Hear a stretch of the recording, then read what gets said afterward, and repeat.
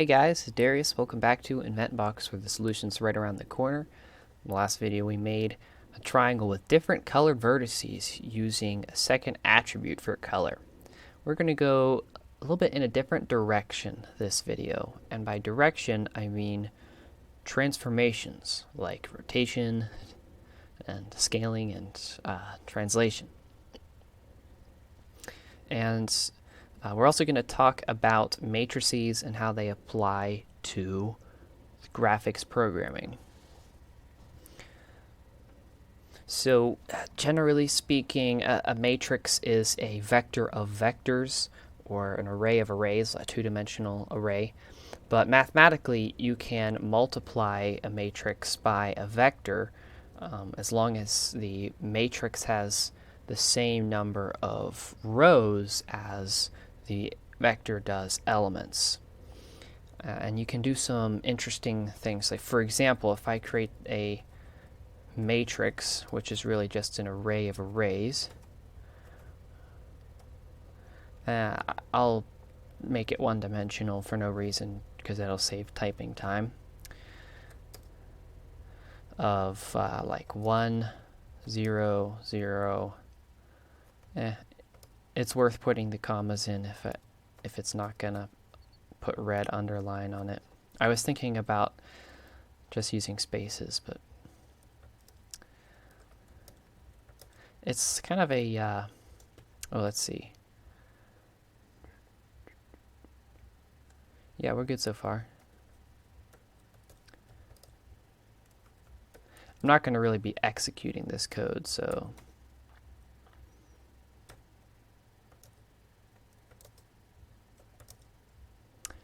and yeah, this is an identity matrix, except these would be zeroed out. But if you were to put, say, like 10 in X, 10 in Y, and 10 in Z, then it would multiply whatever vertex you, let's see. Now, whenever you multiply this matrix by a vertex, like matrix times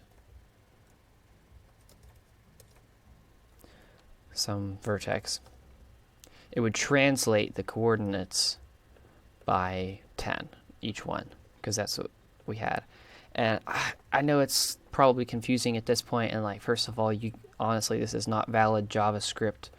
You'd have to use some multiplication function that you define, because you can't override operators in JavaScript. But that's just an example of what I mean when I'm talking about a matrix. We're going to be using a library called GLMatrix that does all this math for us. But the purpose of a matrix is to store transformations and then replay them onto any number of vertices. You just multiply that vertex by the matrix and bam, it rotates it, scales it, translates it, whatever. So inside here you'll find a bunch of stuff. Head into the dist folder, and these are both pretty much the same. If you're familiar with JavaScript libraries and minification, you'll see that the -min is about a quarter the size, and that's just because it has been minified, white space removed, and I think they use single variable names or single letter variable names. Anyway, I would just be using the -min because it'll technically load faster.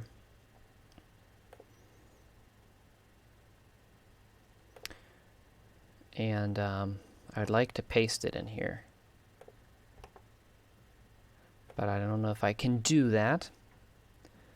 Never fear. Can always just MV it.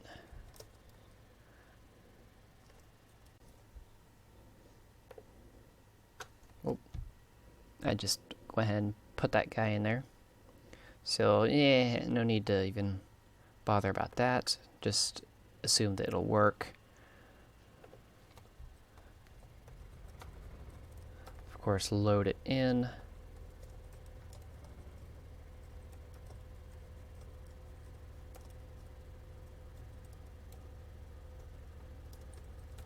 And I will defer that.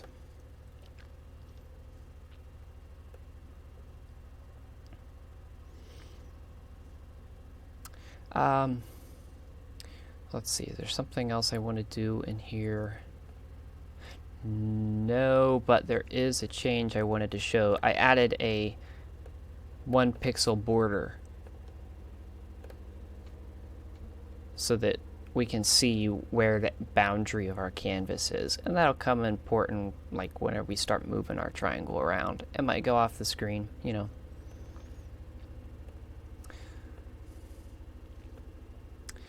And now's probably good enough time as ever to get rid of that scratch script.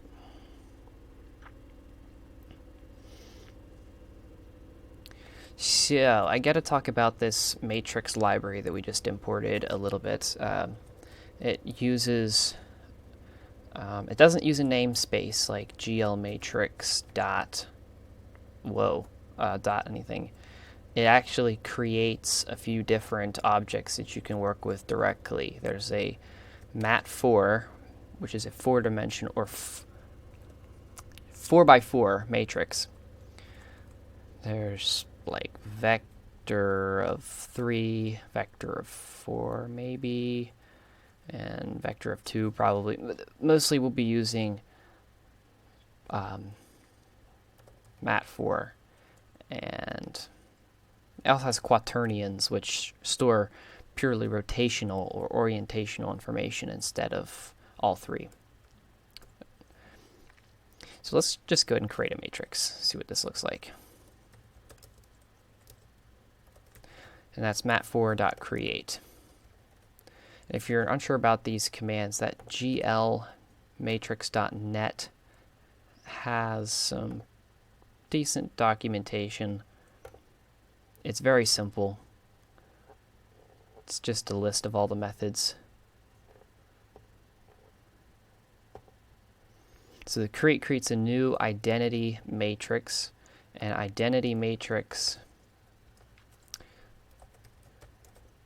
looks like what I started typing out with the diagonal ones. But the way it's stored as a flat array,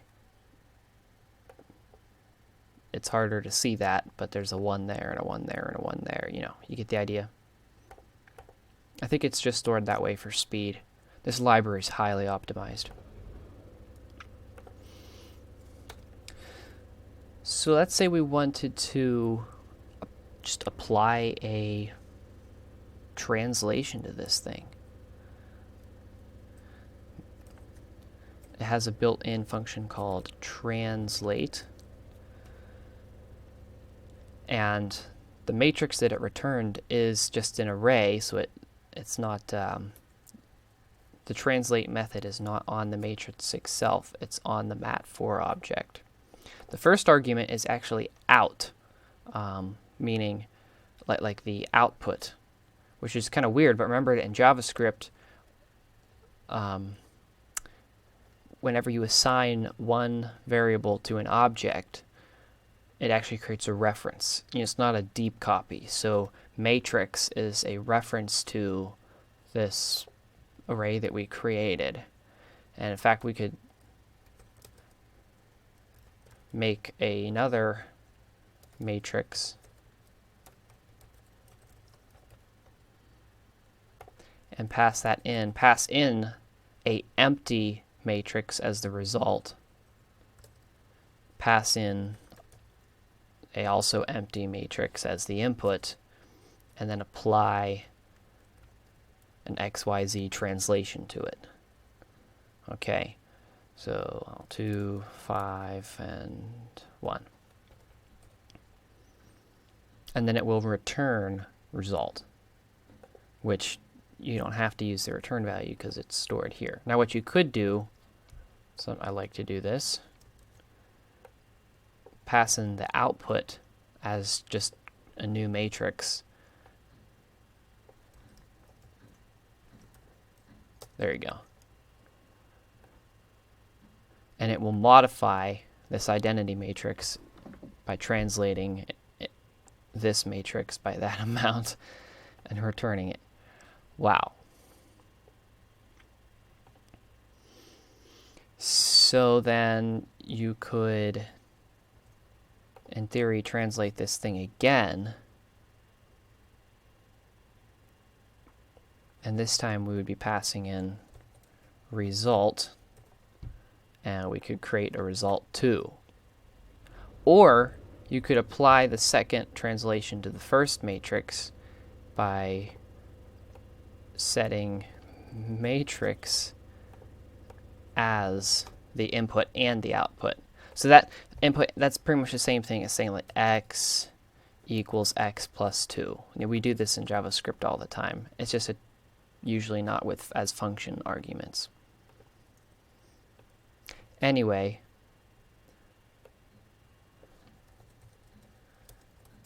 I just wanted to take some time and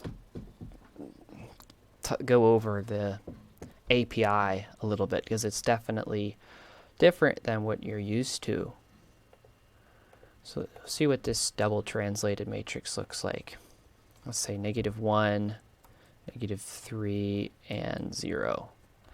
So you translate by this amount, and then you translate back by that amount. It should end up at 1, 2, 1. We'll see if we can find those numbers 1, 2, 1 at all in here. Oh, there they are. 1, 2, 1. So a matrix has like 16 numbers in it. A 4x4 matrix does, at least. And within those 16 numbers, it's able to store information about rotation, scale, translation. So how do we apply this matrix to our coordinates? Because really, our coordinates are in a const array, and they're not two-dimensional, so we can't for each this thing and like multiply by our matrix without some weird grouping and stuff. So the best place to do this is actually in the vertex shader.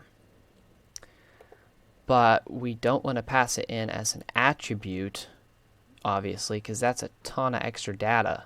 We don't want to just pass in, for each vertex.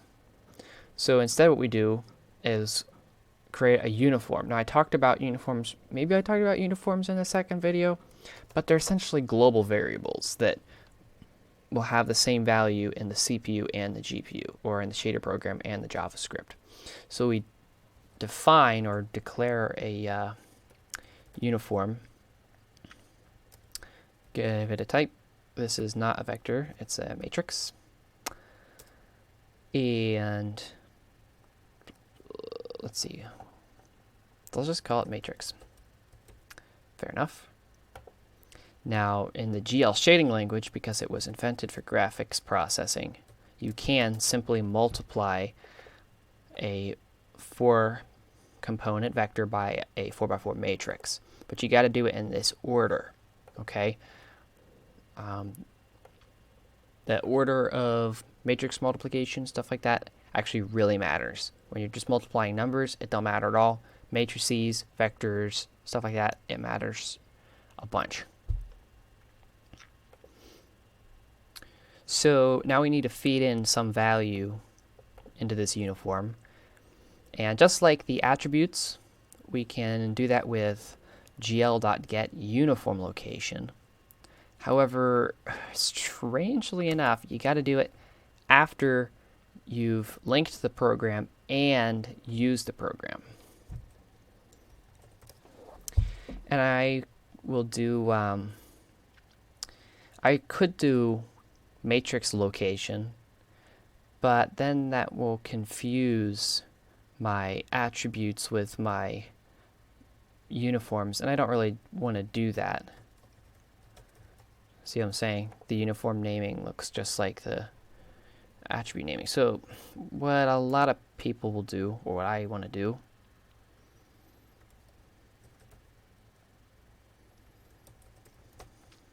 create uniform locations as an object, and then set matrix equal to whatever gl.get uniform location is.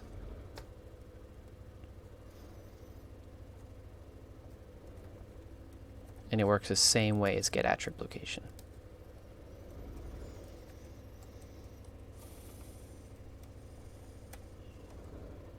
I'm not super concerned about also putting these into an object.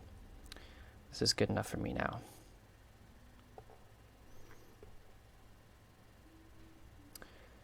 I'm going to move my matrix code for no good reason down here.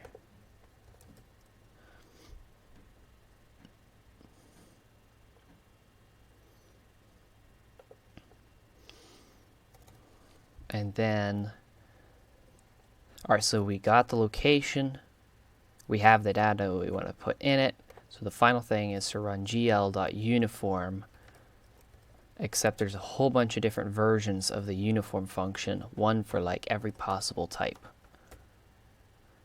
And you could do a single float, a single integer, a couple floats, a couple integers. How about a matrix 4 float vector, or 4x4 of floats?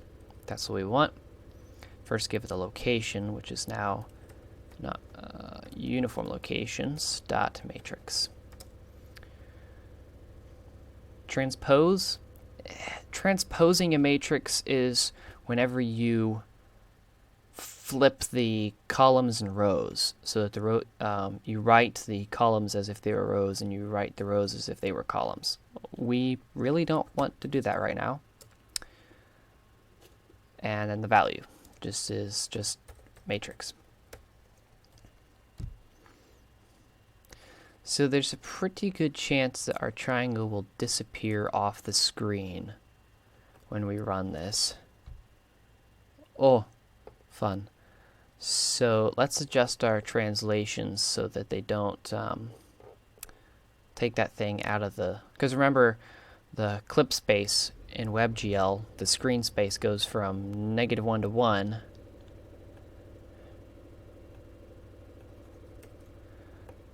So let's go like 0.2, 0.5, and there's no need to move it in the z-axis at all. And there you go. So you got some translation there. Well, what else can we do? Guess we could scale it.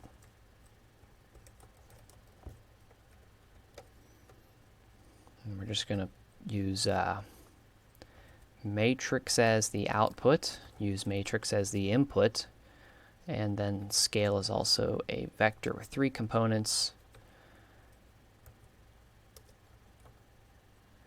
Well, let's do quarter scale in X, Y, and Z. Well, that's kind of cool. Finally, we could apply rotation.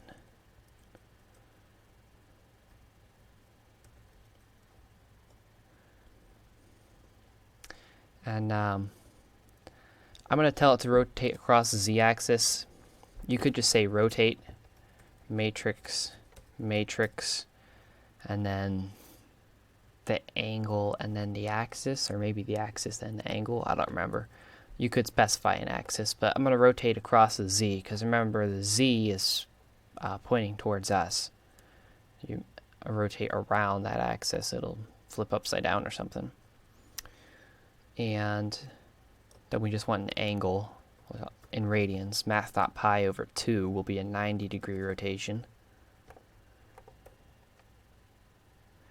And you're probably thinking, whoa, is that still the same triangle? It looks like it got skewed.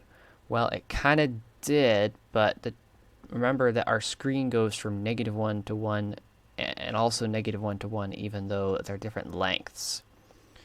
So the skewing that you're seeing is happening because the canvas is not a square. And I'll do a quick fix for that now. Whenever we apply some other matrices later on, it won't matter so much. But for now, the quick fix is to make it a square. And we'll just go 240, I guess.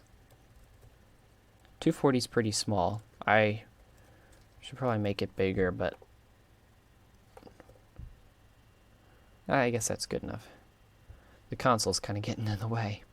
Anyway, that should look a lot better.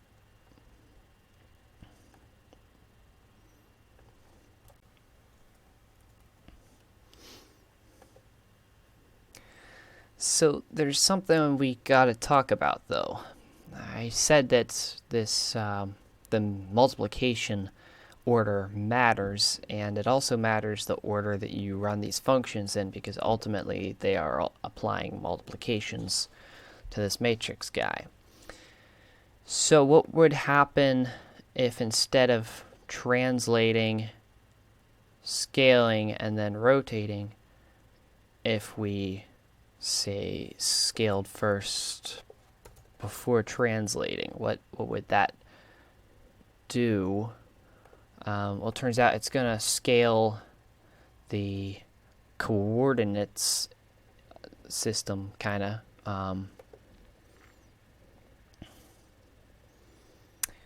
Well, it's pretty okay. So what happens? What I need to say is the let me think about this because it's somewhat confusing.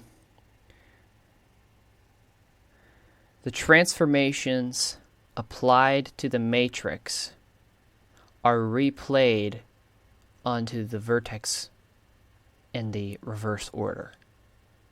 Let me say that again.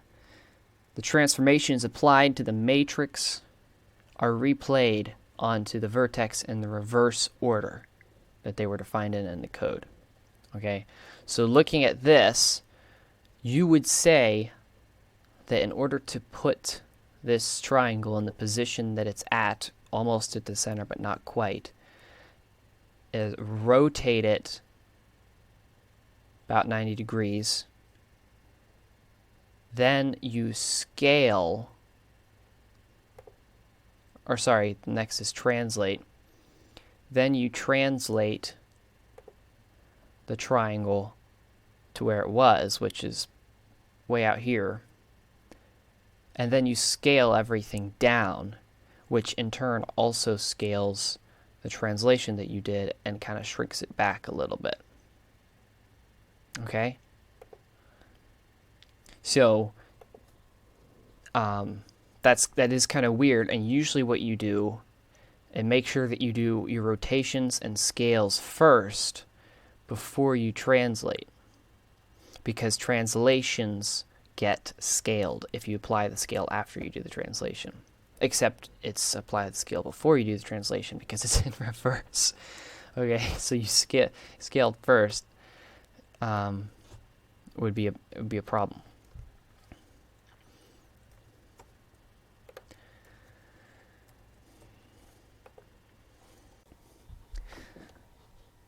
So I'm just going to let you think on that for a little while I prepare the next thing, which I promise will be kind of fun.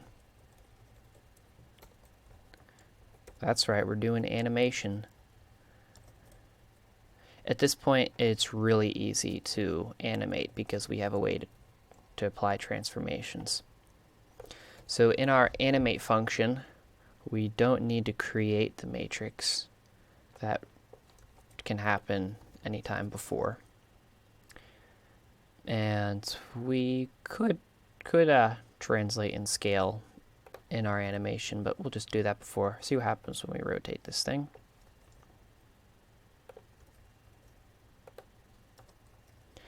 But we also have to remember to reset, or not reset, but apply our uniform value whenever we change it, because it won't change automatically. And up until this point, we've only been drawing once, and when you change the math behind your objects, you have to tell it to re-render, of course.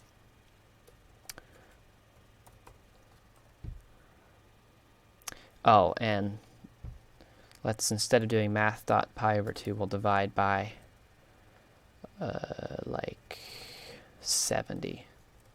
Usually I would use a delta time. Oh,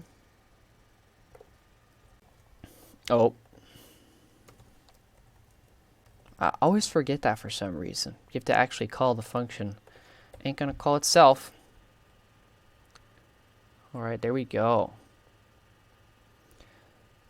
So looking at this triangle, for a moment it almost looks like it's skewing as it's rotating, but it's really not. It's just the fact that we did not draw a equilateral triangle. Is that what they call them? I think so. Where all the sides are the same length. And I know that because they were 30, 60, 90 triangles.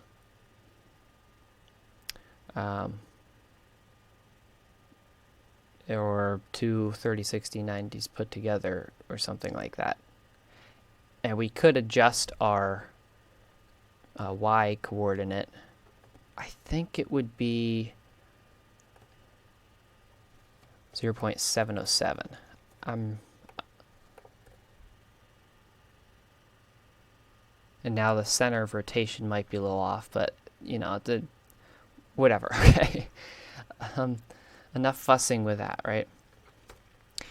All right. Well, thank you for watching this video. If you have any questions about matrices, a good place to go would be look up some OpenGL documentation, other YouTube videos, Wikipedia, and we'll be hitting on more of that stuff in videos to come. But just try to let that soak in because it's not intuitive, the whole reverse order thing, and we're not done with matrices. So, all right, see you next time.